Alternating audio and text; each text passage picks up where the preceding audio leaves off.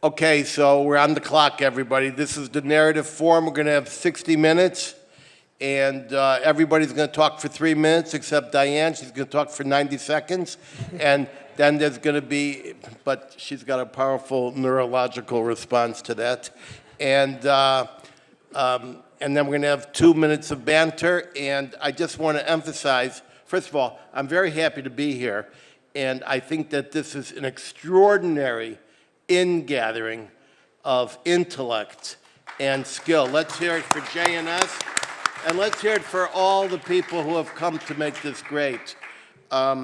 So this is the narrative war form. It's important to understand that this is not the complaint form.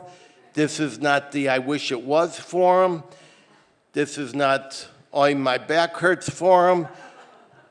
This is the war form. So everything we're talking about is completely tactical. We're going to come out of here with ideas. I'm going to start, and then I'm going to move to our wonderful panelists. So I just want to say that narrative is very important, because since the Council of Nicaea in 325, the Jewish people have been afflicted by lies and persecuted for falsehoods. None of us needs a timeline of the hateful narratives we have suffered. It's been an irrepressible curse in every generation.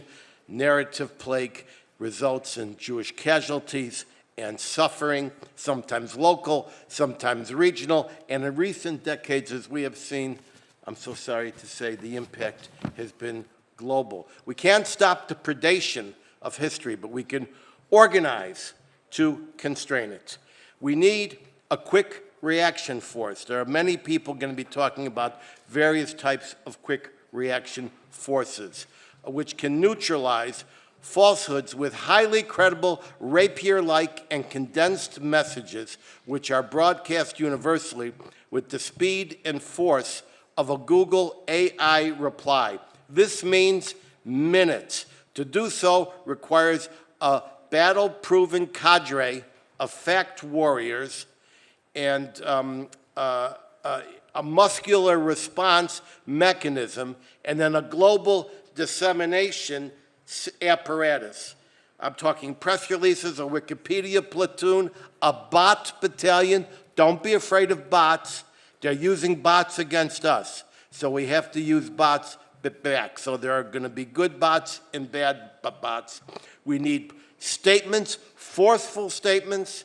We need social media, and so forth. In short, we need to create the globally recognized fact-check address, a fact-check address for Jewish and Israel fact. And so I have proffered an idea to create 3 fact-checked mechanisms. One will be called Fact-Check Israel, one will be called Fact-Check Jewish, and one will be Fact-Check Holocaust, and Fact-Check Zionism. And when we answer the aspersions, we will keep it short. We will keep it 1 to 3 sentences short. Now we're going to discuss a lot of facts today, and I have to tell you, we can't reveal everything that we know, or everything that we think, or everything that we plan, but we will do our best. And so I take it now to my extremely talented co-chair. I'm taking it to Fleur Hassan-Nahoum, and she's going to talk about a nerve center. Let's hear it for one of our best. Oh, thank you so much. Well, first of all, it's really wonderful to be here, not just with the people on this panel who are all wonderful in their own fields. They all do so much, but many people in the audience, I'm very proud to say, that are fighting the war every single day. And you're still here to listen to colleagues and to figure this out together. And I think that's very, very important. Now, I want to say something controversial, and that is that it shouldn't be about tactics, Edwin. It should be about strategy. And the main problem that we have is that, A, the government of Israel, successive governments, I'm not talking about any government in particular, have not realized yet that we are in hybrid warfare. Hybrid warfare is kinetic warfare, military warfare, but is also the narrative of words, which unfortunately nobody has decided up on top that this should be part of our national security doctrine. It has not been decided, and therefore the solution has not come about, and all we have right now is a disjointed many solutions, most solutions, by the way, coming from the bottom up, like most people on this table. It's all bottom up, like many of the people in the audience. We have about 4 Israeli government ministries all doing an aspect of Hasbara, terrible name as well, but that's what they call it here. We've got no real resources and certainly no strategy for the resources that do exist. And when there's no strategy, all you do is tactics. Now, imagine this. We are fighting a war. Now, imagine this for a second. We have the IDF, and the IDF doesn't have a chief of staff, or as you Americans call it, a joint chiefs. Nobody in this country has ownership of the narrative warfare. Nobody in this country is the general or the top general. There's no hierarchy. There's no unified messaging. There's no strategy, as I said. So imagine that we took it seriously, that the government decided that this should be part of national security doctrine, and that we created a mirror image of the IDF for the narrative war. What would that look like? We would have a hierarchy, like I said. We would have a department, legal. We would have a department, cybersecurity. We would have a department, maybe bots, maybe not bots. Dr. Ellie David said this morning that we should use bots defensively, or we should use AI defensively and not offensively. Whatever it is, somebody has to make a decision. Somebody has to own this. And until we do, I hate to say it, we are an army shooting in different directions, all trying our best, but not really moving the needle. And I've been shouting this from the rooftops for 2.5 years, and I hope that we will be able to put enough pressure, or the next government that comes along, to take this as seriously as it should be taken. They can't beat us militarily, but they're doing a hell of a job of delegitimizing us. Thank you very much. Very good. Let's hear it for Fleur. Fleur, let me just thank you for that excellent thought. You are talking not about a small office or a small operation. You're talking about a nerve center of types. Are you thinking that this nerve center will be staffed with dozens or scores of people? Well, first of all, the thing I want to say, you're absolutely right, I'm talking about a nerve center, but the nerve center has to be depoliticized, because unfortunately, if the narrative warfare is political, then you're not going to get the best people, you're going to get this one's cousins and this one's uncle. The best example in this country for a depoliticized authority that does amazing work, and I know this as a special envoy for innovation, is the Israel Innovation Authority. So my idea is to depoliticize the solution to the narrative warfare and create an apolitical, funded by the government, but not run or managed by politicians, but managed and run by the top experts in the world. For God's sake, we created Hollywood. Don't tell me we can't beat everybody else on storytelling. We can and we should. All right, very good. All right, I want to pass it now to Jeff Kahn. Jeff Kahn also has some very important thoughts about nerve center and understanding. And he may talk about this in the present tense, but I can tell you narrative war, information war, has been part of warfare for many generations. Colonel Kemp is sitting there, and he knows that. And so, Jeff, tell us what you have to say about your thoughts, understanding you can't say everything. Go.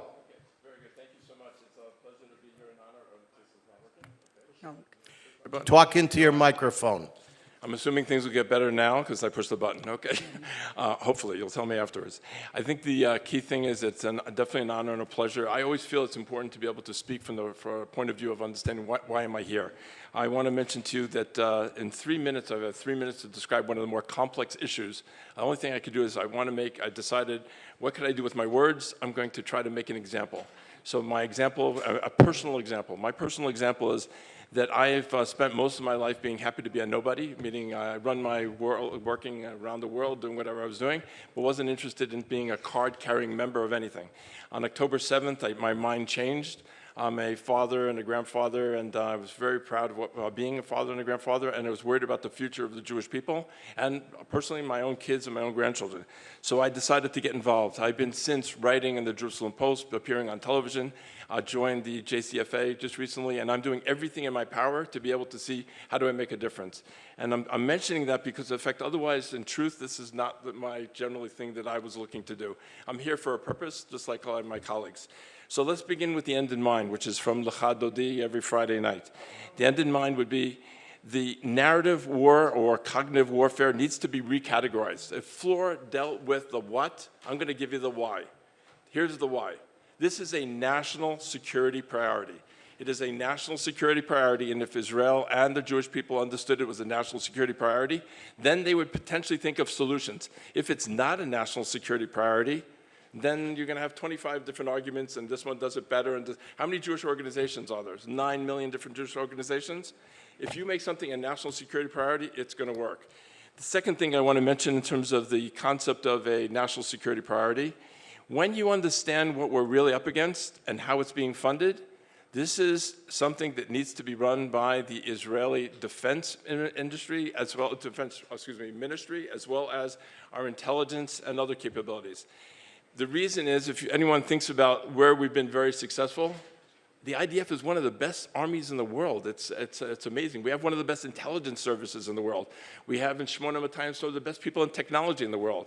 I'm assuming that most people here, how many people do not have a smartphone? Anyone not have a smartphone? Everybody has a smartphone. This is one of the biggest weapons and capabilities ever developed. And if you want to take a look, something a little bit more fascinating, we're being manipulated. If you read a book called Dopamine Nation, there's a concept of using neurotransmitters that every time you're looking at something on your phone, you can actually manipulate the way people are seeing it. So when Bibi told the joke in the Congress, chickens for KFC, the joke was on us. The joke was on us because we didn't understand that people's minds were being manipulated so they could look at a lie and assume it's the truth. So when I talk about the need for this to be an active part of our intelligence and our defense capabilities, I'm not just saying that randomly, and I'm saying that that has to report into the Prime Minister's office. If it doesn't report into the Prime Minister's office, then I have a slight disagreement with Fleur, who I hold in unbelievably high regard. The PM is, and I've had the pleasure of being able to work with him in the past, I can mention to you, he's probably one of the best communicators that I've ever met in my life. Certainly one of the best communicators coming out of Israel. He certainly understands communications. Whether or not he's built the right kind of capability to deal with these kinds of issues, that's clearly not happened yet. They haven't built anything at all. No, so the idea essentially here is, to make a long story short, is that we definitely need to be able to shift to a concept that says that Israel is basically dealing with a new national security priority, which is an existential threat, and that existential threat needs to be dealt with by our intelligence and our defense capabilities. Okay, that's it. Look, Jeff, you've got a great idea, and so does Fleur, and I want to bring in a disruptive thought. If you do this correctly, you're talking about coordination. If you do this correctly, you're talking about intelligent dissemination. But the fact is, if you call me and say, run this, even please run this, and we're in coordination, we're running afoul of a law in the United States called the Foreign Agent Registration Act, which is becoming broader and broader. And so have you considered the fact that if you do have such a nerve center, those nerves must end at the shore, and if they go abroad to people in the United States, it's pretty please, and would you consider? Talk to us about that. Right, so my concept and my proposal is not based on us calling you to ask you to do anything. It's based on the same way that you hear Dover Tzahal if something happens in Lebanon. The Dover Tzahal, the IDF, is speaking on its behalf and explaining to you what went on. If the Prime Minister wants to say something, he's speaking on the Prime Minister's behalf. We have no need or reason to basically be calling anyone across the shore and asking for any sort of favors. We have the ability to turn around and say, let us tell you what really happened in Lebanon, or let us tell you what's really happening in a given place. And also dealing with all the things you're talking about, bots. If you think about it, when everybody got all excited about the beeper campaign, the same technology people and resources that we have that were able to do the beeper campaign have also the technologies in dealing with the algorithms that are being, with phones lined up in racks, to be able to destroy the Jewish people. There's no reason we can't do the same thing. We don't need to make any phone calls across our shores. Okay, good. Now let's go. That was very important. Thank you very much, Jeff. Now let's go to Charles Jacobs. And Charles Jacobs is one of our finest narrative warriors, and he's been fighting upstream for many years. Charles has a thought because he's a completely intersectionally thinking man. And so he's going to talk to us about a preemptive intersectional campaign. Go, Charles.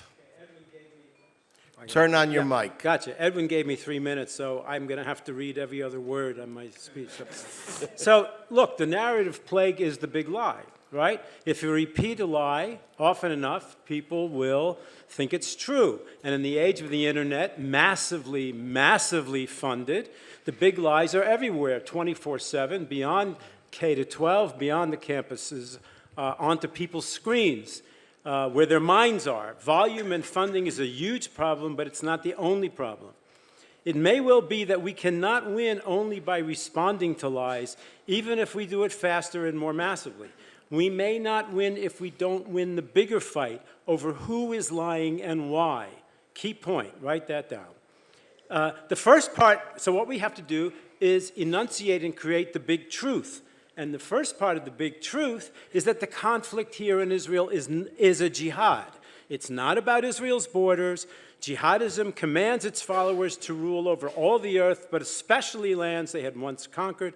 All the lies that are spit on us serve the aims of jihad, even when they're spouted by hoodwinked Westerners who employ the language of human rights.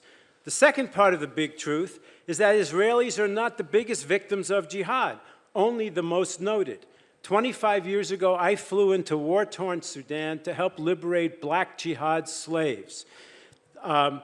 What they told me was a preview of what we all witnessed and experienced on October 7th. They told me jihadists screaming Allah Akbar stormed their villages, slaughtered the illegals, slit throats, burned people, and captured the women and girls as sex slaves. That's exactly what happened to us. So today, that 25 years later, when my daughter told me what happened in here on October 7th, I knew what this was. That's what it was. It was jihad. That jihad today has spread to 19 African countries. You may know about Nigeria, where they have an October 7th every day. Every day, Nigerian Christians are being killed by jihadists. Churches are burned with people in them. African Christians are killed in 18 other African nations. And then if you go north in the Middle East, jihadists are slaughtering Kurds and Alawites and Christians and Druze in Syria and elsewhere. The Copts suffer from this. Muslims who don't want to be on Team Jihad also get it in the neck. The Hindus of India haven't ever forgotten the mass slaughter by jihadists. And in Europe now, finally, maybe too late, maybe not, they're waking up and there are resistance groups in Europe. We are not alone. We all are sad here because we think we have been betrayed by people we were told were our friends. From the left, you know, the Black Lives Matter and the women's groups and the feminists and the Latinos and the Democratic Party. They all stabbed us in the back after October 7th. From the right, we're losing maybe half of, God forbid, half of the right. I don't think that much, but we're losing them. So I think that what we ought to do is understand that we are all in the same boat with tens and tens of millions of people and recognize that And the two things to do is rhetorically, this flips the narrative, makes us feel good, and morally, we have to be with these people because that's who we are. So I would say to us, don't mourn, organize. All right, Charles, excellent. Those of us like Charles and myself who follow the Christian genocides know for a fact that there's an October 7th every week in Africa, primarily or organized by 3 Islamic groups. Now, Charles, you were thinking of different ethnic groups that you would combine into this common voice. Yes. Name those ethnic groups, Well, please. okay, so Dr. Walid Faris, who was Trump's, in his first administration, his expert on terrorism, and Ayan Hirsi Ali, who have endorsed this idea. We are working together to put together all of these groups. We have already got about 12 of them, representatives of their people. So we have Kurds, and we have Yazidis, and we have Alawites, and we have Druze, and we have Copts, and we have Indians, and we are talking now to the people in Europe who are leading the rebellion against the massive influx of people who didn't come there to assimilate but to rule. In the United States, we push this notion on. We attend congressional briefings with the diaspora elements of the Africans there, with the Nigerians. We got this news to Van Jones, we got it to Bill Maher, we got it to Ted Cruz, we got it to Donald Trump, who bombed them once. That's just the beginning, hopefully. So it's possible to do it. It's a lot of work, but there are millions and tens of millions of them who, and each one of them thinks they're fighting one thing in the world, when what they're fighting is one tentacle of a global jihad octopus, and we can do this. All right, Charles, thank you very much. Let's hear it for Charles. All right, now, ladies and gentlemen, if we do everything right and we get it done and we start tomorrow morning, it will take us a generation to fix this narrative problem. I'm going to say it again. If we do everything right and we start tomorrow morning, it will take a generation. And so we're talking about youth, and there's no one more equipped in this room to discuss the problem with youth and the solution for youth than Masha Merkulova, who runs Club Z and deals with the youth. Masha, take it away. Thank you very much. So first of all, I'm loving that we're finally talking about going on offensive instead of being constantly in a defensive posture. So yes, we need to put up our own propaganda war, and you could hear it from my accent, I won't apologize for that. I'm not going to say it narrative, it sounds too nice. We need to have our own propaganda machine that works 24/7. On the flip side, the only way we're going to lose our youth is if we continue to do what we're doing now, and that is making them feel nice and cozy about being Jewish and not giving them the actual content knowledge, skills, how to define themselves, the way for them to see themselves not as, I am Jewish, right? I'm not Jewish, I'm a Jew. I'm a proud Jew, I don't have trembling knees, and I'm not gonna accept anything less than. We don't need to be asking permission, and we have to teach it to our children and to the parents. We need to also strengthen them, because when something happens at a school, whether it's a 6th grade or a 12th grade, a child will not want to tell their parents, but they will want to tell somebody. And that somebody needs to be organizations, yes, I'm going to plug myself in, like Club Z, who will then work with those children and with those parents. We need to give the armor to our kids. They need to have a shield and a sword, so that when somebody comes for them, and they're coming for them earlier and earlier, forget high school, it's in middle schools now. When a person knows who they are, who they represent, what does it mean? No amount of enemy's propaganda will be able to penetrate. The TikTok videos, the classroom teachers, the co-workers, it is pervasive, it is immersive. The only way for us to raise the next generation is they need an armor and a sword. That's what they need the most. A few more things. You know, kids are going to fact check Moses at this point, right? They don't believe anything. And at the same time, Edwin, you talked about how we need to have these short form, you know, answers. And I disagree with that, because somehow we have an expectation that we could give a PhD level of education standing on one toe of the foot, right? How many of you're all specialists in your, you know, you get a phone call, you get, quickly, I need to explain 1992 Second Intifada in the next 3 minutes. No, you know what? Our story deserves time and attention. So have the conversations when people are actually willing to listen, but yes, have the quick zing talking points, and that's what Amy is so great at, where you're exposing their bigotry, where you're exposing the complete insanity. Yes. And again, we have to go on the offensive, make fun of them. I'll give you one example. Make it a short example. You want me to? Very short example. It's a land that doesn't exist. Let's free that, right? It's not complicated, but we have to be unafraid and also be unafraid to be completely politically incorrect. All right, Masha, I want to ask you a question. First of all, I want to thank you. And I'd like to say it's a joy after writing 650-page books to be criticized for wanting to go short. Thank you very much. Listen, give it to us straight. Are you hopeful or not hopeful for the next generation? Are you hopeful or not? We're going to be fine. We have kids who are fighters, who are creating new ways to address their peers. We're going to be fine, but we need to continue with that same strength. Nobody needs to explain anymore to people why we need to teach kids about Israel after October 7th. We got it.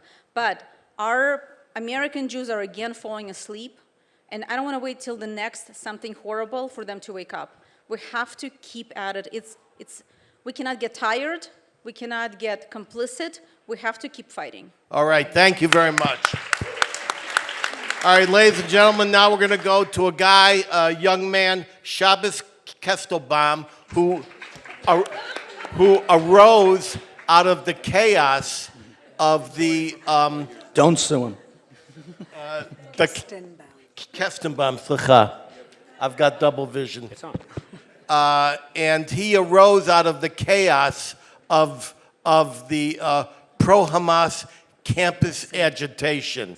And he's got some ideas, since he's such an expert on the campus, is what we could do to address what's going on there preemptively. Go, Shabbos. Well, thanks. Oh, thank you. I appreciate it. Before I begin, I know I only have 3 minutes, but thankfully Ben Shapiro once told me I talk too fast, so that will come in handy. I would say that being back here in Israel, in particular at the JNS conference, very much reminds me of Exodus chapter 3, verse 5, when God tells Moses, "Shal na lechem al raglecha," to take off the shoes from your feet. Why? Ki admas kodeshu, because this is holy ground.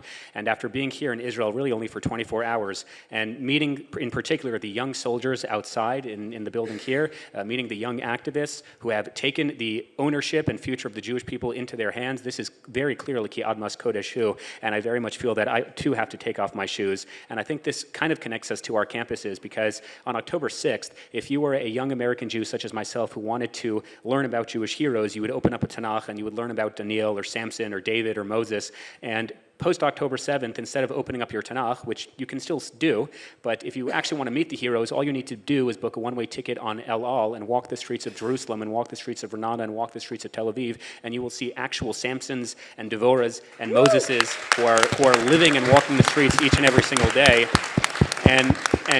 And barely any of them are over the age of 25, which is incredibly remarkable. And so before I say anything about the campuses in the minute and a half I have left, it just suffice to say that I think it's incredibly important that a young American Jew such as myself make it abundantly clear to all of you Israelis in the audience how madly in love we are with this country and how madly in love we are with the spirit and the determination and the resolve of the Israeli people. And it is such an honor, as someone who defines himself as America first, to support a strong ally that is willing to fight its own battles, a strong ally that believes in its heritage and its tradition, and that's, of course, the state of Israel. Israel. Now, when it comes to the campuses themselves, we don't have to reinvent the wheel. There are really good policies that are on the books. The problem is they are selectively enforced, which is why, as a Democrat, I voted and campaigned for President Trump. If you're a foreign student on our campus, whether your name is Jewy Jewstein or Mahmoud Khalil, and you have violated our law, you get back to your country. It's that simple. There's no ands, ifs, or buts about it, irrespective of your religious identity. That's number one. Number two, when it comes to foreign funding, whether your country is Qatar, Russia, China, Saudi Arabia, or even the United Kingdom, we cannot allow foreign funding to infect any aspect of our institutions of higher learning in the United States. Qatar knows something that Hitler said quite often, which is those who control the youth control the future. Qatar knows this, China knows this, and it's about time that we as the American people also know this, which is why we must absolutely divest or create legislation to ensure that no foreign country is investing in the minds of our youth. And then broadly speaking, there's an external battle and there's an internal battle. So externally, all of those pieces of legislation and those policies that I was mentioning, that very much will help. President Trump made a tremendous difference, not because he passed a single piece of legislation, but because he simply enforced the laws already on the books, which is why you're not seeing encampments anymore. It's the reason why, even according to the ADL's own reporting, physical assaults against Jewish students on campuses have plummeted by more than 70%. It's simply because there is an enforcement of federal law. As in, if you violate federal law, like Title VI of the Civil Rights Act, we will defund every last penny, whether it's Columbia, Harvard, or elsewhere. And then the last thing I will say is, internally as a Jewish community, if you are a Jewish donor and you are investing and putting your money with an institution like Harvard, Yale, or Columbia, you should have your head examined. I don't think you are fit to be raising Jewish kids. What is far more important rather than investing in anti-Semitism is investing in philo-Semitism, making sure that your kids have an appreciation for what it means to be Jewish, making sure that there's not a single American Jewish kid today going to public school because their parents can't afford Jewish day school. Every single American Jewish kid gets to go to Israel at least once on a fully sponsored trip. Every single American Jewish kid gets to go to Jewish summer camp, fully sponsored. That's how we get through this moment. It's not more All Holocaust right. museums. All in one breath. Now, you see, ladies and gentlemen, that's how you put 10 minutes into a 3-minute presentation. Now, as one who was part of a little-known SWAT team that for years reacted to the type of problem that Shabbos has spoken of on the campus, I would tell you that when I started my little-known activities with this little-known group, we were about 20, and we took extremely incisive, direct legal action in every case, and were often successful. It was about one a month, and in terms of campus crisis, and then it became one a week, and then it became one per hour. So Shabbos, let us say that we had a dedicated group that was monitoring this. Do you have any thought about the scale of thousands of universities and thousands of incidents that could have, do you have any idea about the scale that would be needed to monitor and react? Well, in theory, that's what the ADL is meant to do, but whether it's effective or not is the conversation for another time, although it isn't. I would say this. None of us think the ADL is going to do Right. anything. I would say this. Number one, litigation absolutely does work. I mean, I can use Harvard and Columbia as two really good examples. The reason that Harvard adopted the International Holocaust Remembrance Alliance definition of anti-Semitism is not because Claudine Gay and Alan Garber came to their senses. It's because we sued them. Them adopting a third-party monitor to ensure they're in compliance with Title VI of the Civil Rights Act is because we sued them. Them adopting an official partnership with an Israeli university for the first time in its 400-year history is because we sued them. So litigation actually does work, and it has real concrete effects. I'm very proud of the fact. Wait, I only have 30 seconds. Stop clapping. You can clap at the end. Now I lost my train of thought. Shit. Don't applaud. You're taking his time yes, away. Yes. But I forgot what I said. God damn it. Whatever, litigation works. Oh yeah, I know what I was going to say. I'm very proud of the fact that there are 9 cases brought by American Jewish students right now, Columbia, UCLA, Yale, who've actually cited Kestenbaum v. Harvard as legal precedent. So again, litigation actually does work. And one of the things that bothers me about the American Jewish community, AJC, ADL, WZC, is oftentimes they'll talk about young people, particularly young American Jews, and they'll say future Jewish leaders. That is such and total bullshit. They are not future Jewish leaders. They are current Jewish leaders, and in many cases, they're doing much better work than the actual on-paper Jewish leaders are currently doing. They're the ones who are suing their universities. They're the ones ones who are testifying before Congress. They're the ones who are in meetings at the White House, and it's about time that we give them the resources, financial and otherwise, to support them. So litigation works. I think there are already a lot of great organizations that do that. So Brooke Goldstein, who's somewhere here, she does that. National Jewish Advocacy Center, Mark Goldfeder, he does that. The Brandeis Center does that. Kasowitz Benson Torres does that. Holtzman and Vogel do. There really are tremendous litigation firms, but we should encourage young people that if you have your civil rights violated, whether you're Jewish, Christian, Muslim, black, white, gay, straight, yes, you should absolutely hold institutions of higher learning accountable. And thankfully, we have a president who recognizes that the expenditure of federal dollars is also a representation of our values. So if you violate the rights of American students, we are not going to fund you. All right, let's hear it. My God, that was a lot compressed. And for heaven's sakes. Speaks fast. Yeah, I did tell him to speak fast, but I didn't. All right, so now we're going to talk to Daniel Rosen. And thank you very much, Shabbos. And now we're going to talk to Daniel Rosen. And Daniel Rosen has some explicit comments and tactics with regard to messaging. Daniel, take it away. Thank you. So I'm going to talk a lot slower, just for the record. I have one word, and that word is organize. And what we need to be doing, and what we are doing in many places, is we need to organize in order to mobilize. We need to organize online, and we need to organize offline. Another word I'll give you is action. What we've learned in the last 2 3/4 years is that talking about things doesn't really create any energy, doesn't really create any activity, but action actually does. And so I'm just going to share with you from my lived experience things that have worked, maybe tell a story or two and be done. So when I say action, what I mean is when things occur in the world, the person who steps forward to take that action can actually have an impact. And so just to give you a few examples of that, in Forest Hills, Queens, a month or so ago, 2 months ago even now, there were some swastikas that were put up in some synagogues and things like that. Some of you may have heard about it. So what we did was we called for a rally, and we invited the community. Some smaller Jewish organizations came, and we had about 200 people show up in Yellowstone Park. We had bipartisan support. We had Democrats and we had Republicans show up. We, like I said, we had about 200 people, and the basic message was, this shall not stand. The idea is you cannot come into our community, you cannot act in despicable ways and expect us not to have an organized response. And it was a message to our friends and foes that whenever you do these type of things, there's going to be a reaction. So that was an example. And from that, we got tremendous press. Channel 2, Channel 5, Channel 7, Channel 11, New York Post, AOL.com, AM New York, front page. It's a local subway newspaper. They all came. It was Mother's Day. They all reported on it. That's how you create some type of impact. That's how you let hundreds of thousands of people know, of what's going on. So that's one example of so it's about action. It's not just all incoming. What do we do? Oy this, oy that. No, something happens, you react.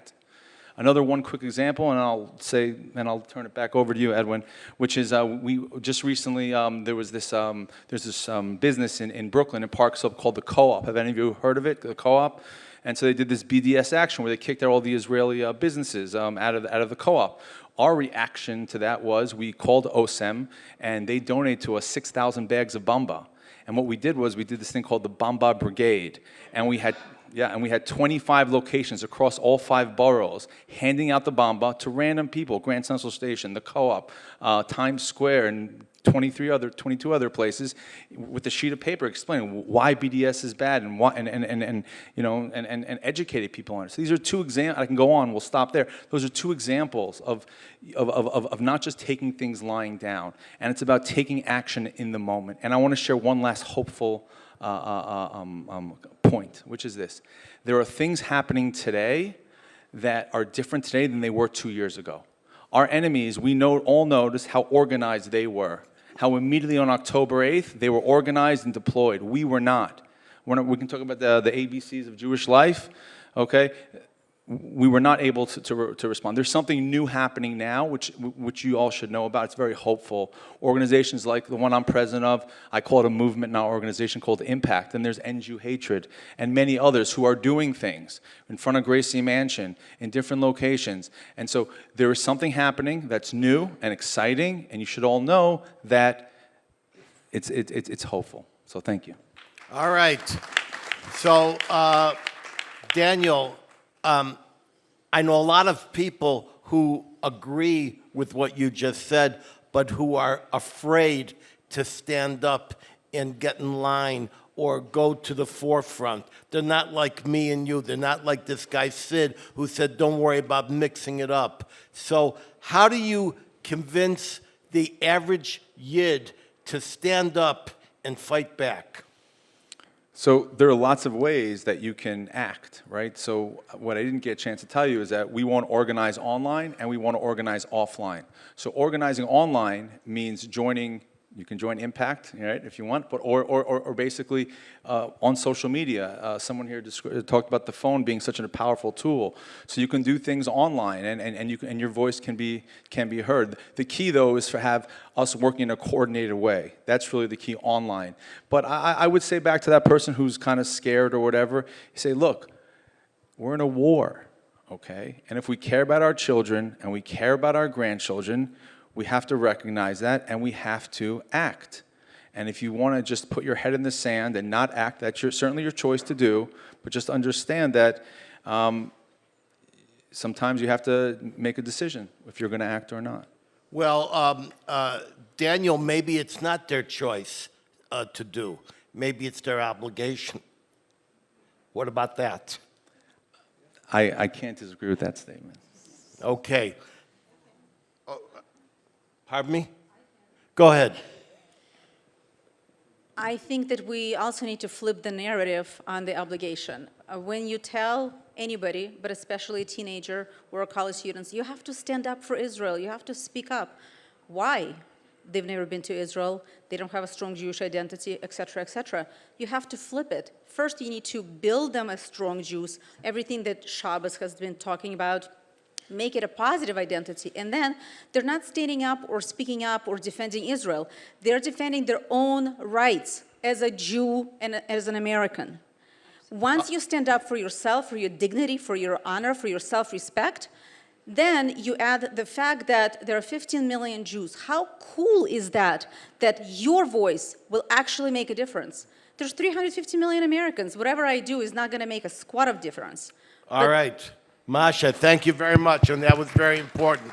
It's important for all of us to stand up and make sure we're not alone, but everyone to the left and right of us comes with us. All right, so now, ladies and gentlemen, it's about money, and you know it. This stuff is funded, and we know who's funding it, and we know how they're funding it. Now, as one of those, I guess I was one of the first way back when, some years ago, I took on and took down the Ford Foundation and got them to stop funding the anti-Israel groups, the Durban groups, the boycott groups, etc. They came back, and they're funding it more. But the fact is that there's a man who is the preeminent tracker of the NGOs, and this is a guy who is responsible for uncovering those who are doing the misdeeds and financing the misdeeds against us. And so I want to give you Gerald Steinberg from NGO Monitor. Gerald, tell us what you know.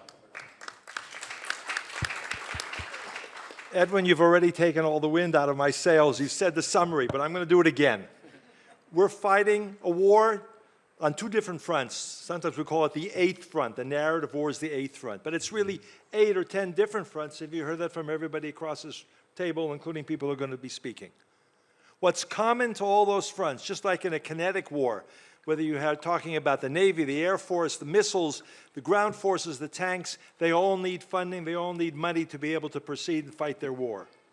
The war against us is funded by billions and billions of dollars across the board. You took out the Ford Foundation at the time, but then there was the Rockefeller Brothers, and there were the Soros funds, and there was everything else, which is continuing. It's not just that. It's Qatar, it's the European governments, it's everybody else. And the vehicle that they're most important, the most powerful vehicle they have are called non-governmental organizations. So way back in Durban, when there was an NGO forum, and this exploded in that sort of woke me up and said, hey, this is a serious issue. Nobody was teaching about NGOs as political actors in political science departments, international relations. They still don't, except for me mostly. When you see that you have billions of dollars going in, not just to anti-Israel, but to hate Israel, to genocide, to all those blood libels on a constant basis, that's what's leading the war forward. I want to give you 3 examples, and then I'll talk briefly in the 5 minutes or so that I'll have left about what to do about it. Actually, I got that by you. Okay, let's take the case of genocide. Israel commits genocide. In December 2024, 3 organizations within a couple of weeks of each other all issued massive reports. Obviously, this was coordinated. Human Rights Watch, mostly the same titles, same contents. Human Rights Watch, Amnesty International, and Doctors Without Borders. All issued reports saying Israel is committing genocide, all with testimony and evidence. All of this was made up. Together, they have $1 billion a year. Sorry, $3 billion a year. I underestimated. $1 billion here, $1 billion there.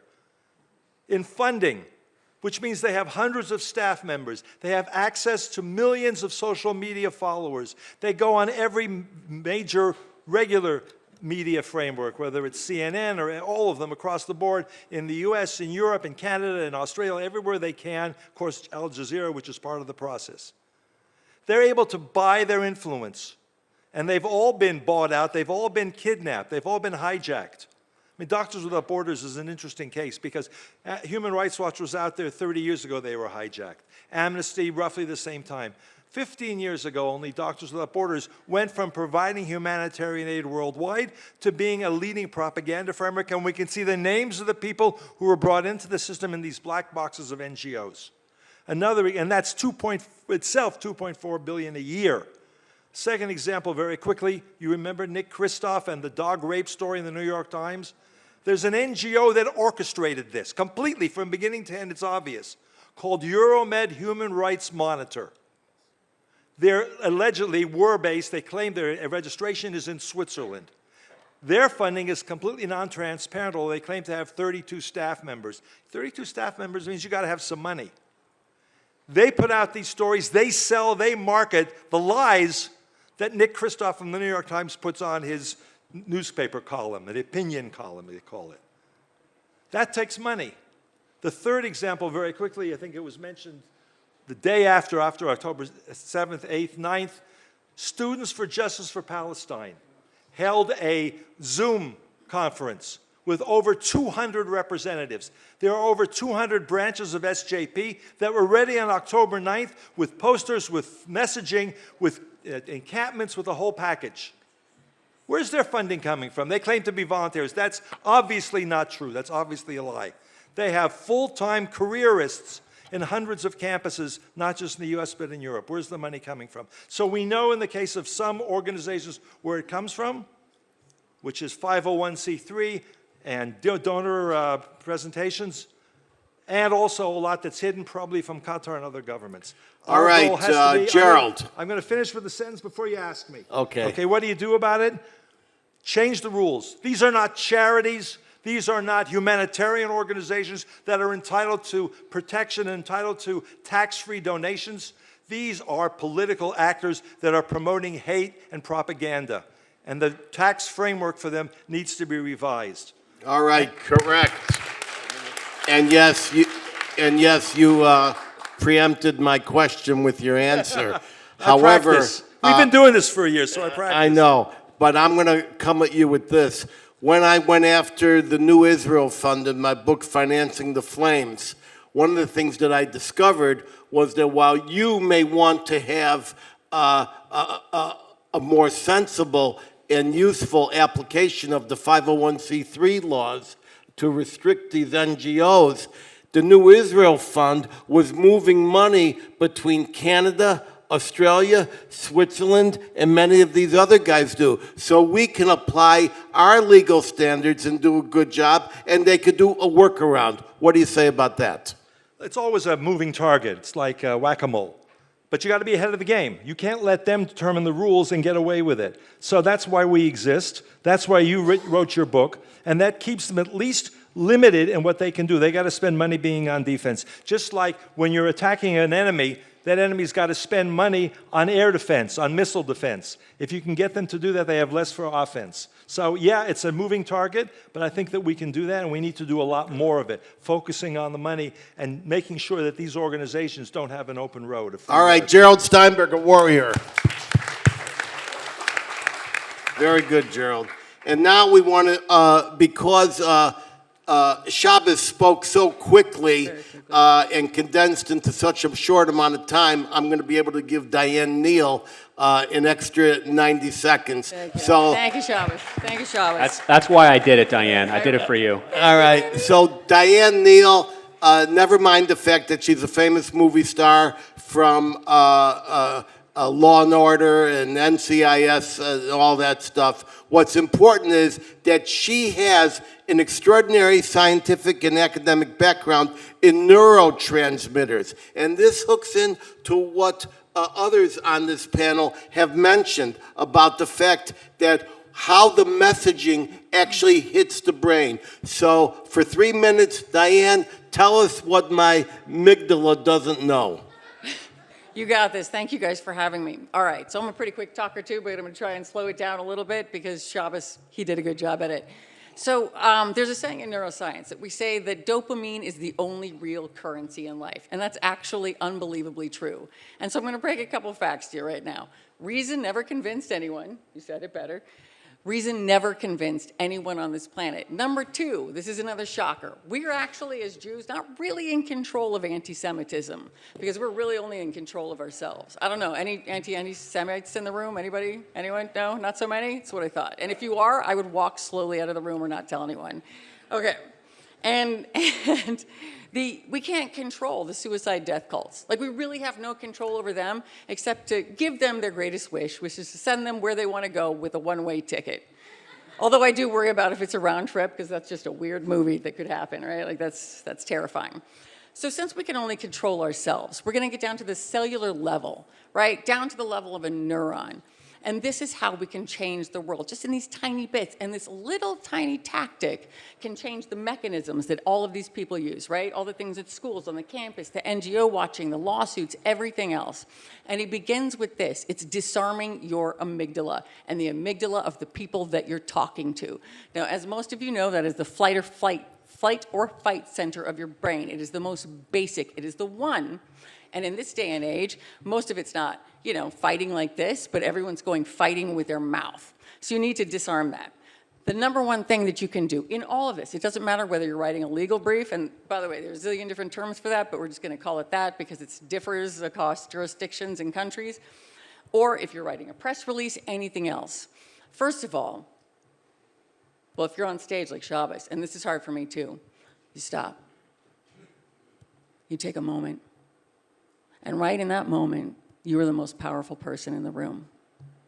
And it takes the pin out of the grenade that is someone else's amygdala. Because that's what they're always going to be trying to do. Take the pin out, chuck it at you. Take the pin out, chuck it at you. That's what they're trying to do. Stop it. You stop it with that. The second thing you can do that is incredibly effective is that you reset the frame. After you take that moment, by the way, when I was running for Congress, this was wild, right? You get like 2 minutes, for an answer when you're on stage in these giant debates. Yeah. You sit there, you take 2 minutes of it, all of a sudden everyone's like, I'm sorry, what? What is she going to say? It's going to be important. Very helpful. So when you reframe, too, you reframe in a way where nobody can say no. So even if it's someone that's your ultimate arch enemy, you look at them and you say, hey, it sounds like what we're talking about is saving human lives. Can anyone disagree with that? No, because you sound like an a-hole. So you start there, and then you bring it in closer and closer and closer and closer, until you guys are in a way that you sound like you're on the same page. And they've been agreeing with you the whole time. Okay, thank you, Diane. Absolutely. And I must say that my amygdala feels better just because of what you said. But I think it's important because there's no use framing a message if you don't know how the message is going to land and be received. And this is a subject we need to know more about. So now, one of the things that we're plagued with that is part of the narrative, and the narrative war, is the economic war, the boycott war, the BDS war. And this impacts small shopkeepers and giant corporations.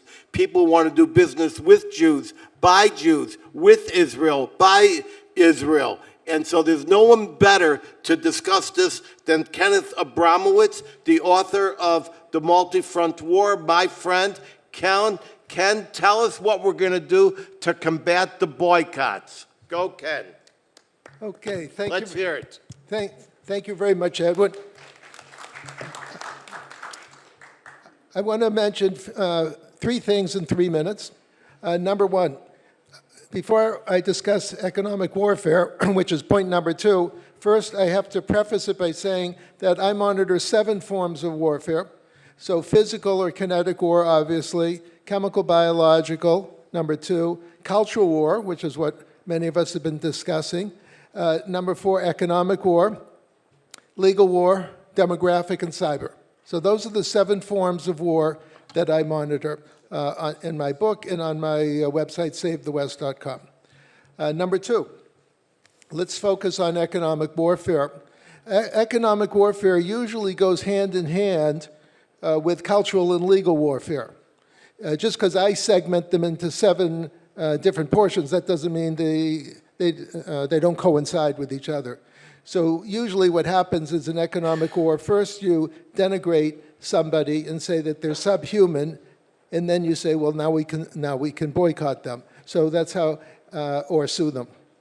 Now, I'm going to focus on economic warfare from the Greens, what I call the Greens, the Muslims, and in particular Muslim Brotherhood on the Sunni side and Iran on the Shiite side. And let's go to issue number 3. What do we do about economic war led by what I call Islamo-Nazi death cults that are determined to basically kill all Jews, Christians, and Hindus in the world and then kill each other? So I came up with the thought for having a rapid action group that would have 3 divisions, be run centrally, 3 divisions. One division would focus on the government. And there, by the way, we have federal government, state, and local governments, as everyone knows. So this organization would focus on 2 issues relative to the government. First, on the federal side, we have to criminalize all Islamo-Nazi death cults. We have no obligation to live with animals. We put animals in zoos. We don't have any obligation to live with them. 45 seconds. And number 2, we have to encourage our government, federal, state, and local, to basically boycott the boycotters. If anyone wants to boycott any Jews or Christians, the federal, state, or local government should boycott them. Also, we should have a legal committee, maybe 10 lawyers, consortium, 10 or 20, to criminalize incitement to genocide. I don't think anyone has a right to incite for genocide, and we have to start locking up or deporting an awful lot of people on that issue. All right, we're going to go over by a couple of minutes. Thank you, Ken.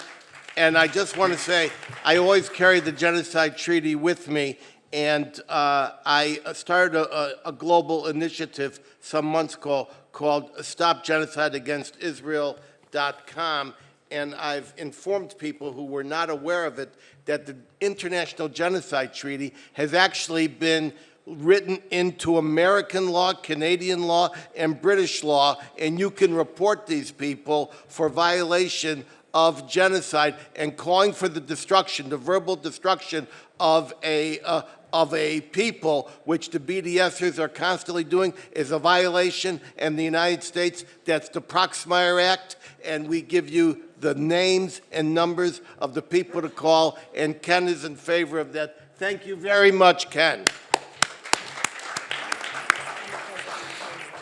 And so now, I think it's very valuable that we understand the value of ridicule, of comedy. It's very important because comedy cuts across all the facts, and you can never recover from a joke. So we decided that we wanted someone who could actually contribute on the topic of, how did you get on this panel?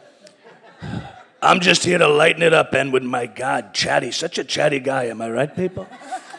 I know you're not happy with me right now, you're not, but my God, everyone's got hot takes. My God, I'm falling asleep, it's unbelievable. How we doing, JNS? We having a good time? Maybe we could have asked me earlier, we gotta lighten everybody up. It's so heavy, and I know I've said this, Israel and PR, we don't know what the F we're doing. Is that what we're talking about? But I'll say this. I do think one word is missing from the conversation, and that word is discernment. I think that in this conversation, first of all, what I like to contribute in the form of comedy is I think comedy is a way of showing and not just telling. Comedy can be very clarifying.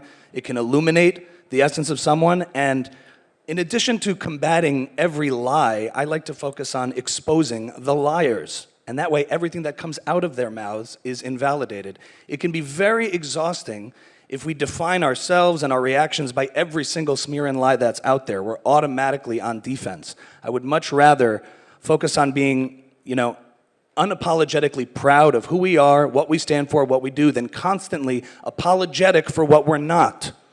I think All right, that's it. We have to, wait a second, nasty person, I'm not done. You're not gonna cut me off. Edwin, you wrote a 650-page book. I can speak for one more minute, okay? I've sat here so long, I have to pee. We're going to keep going. Am I right, people? Do we want to hear a little more? You see, I have the people. They love me. Millions of people here. Millions of people, Edwin Black. Millions of people. And I love the blacks.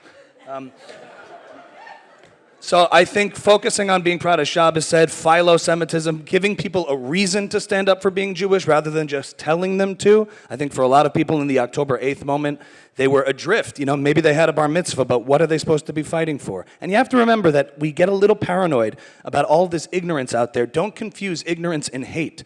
Make discernment and distinctions between those nefarious, evil people pushing dangerous pathologies, pushing evil and lies, and those massive amount of young people who are falling for it. Most of them don't care even as much about the lie or even the Palestinians they claim to be advocating for. They care about themselves and a need to feel virtuous and oriented towards something. All right. One more second, Edwin, my God. Just a minute. This is an Israeli conference. Everything's running late except for this one panel. My God. Thank you. When you engage with these young people, I find listening to them and listening to their ignorance without judgment, you find that very quickly, they genuinely, some of them believe Israel is this Nazi fascist state. Why shouldn't they stand up against it to feel virtuous? If this was World War II times and they were standing with the Jews, they have believed that narrative by evil people who've pushed it. Expose the evil people and engage with those falling for it. You'll change some minds. That's it. You're done. Bye. Narrative war. We're just getting started, ladies and gentlemen. Bye-bye.